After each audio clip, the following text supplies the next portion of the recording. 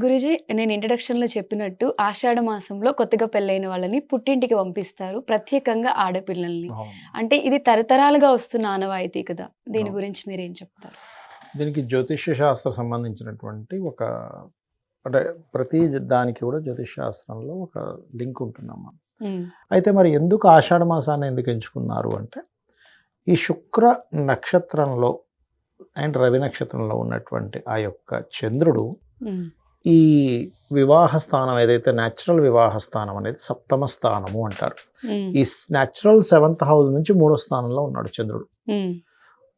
ఉన్నప్పుడు ఏంటంటే అలా గ్రహస్థితి ఉన్నప్పుడు అత్తాకోడళ్ళు గనక ఒకే ఇంట్లో ఉంటే అది వాళ్ళకి ఇబ్బందికరమైనటువంటిది. అంటే మిస్‌కమ్యూనికేషన్స్ రావడం ఇబ్బంది అనేటువంటిది ఇస్తుంది.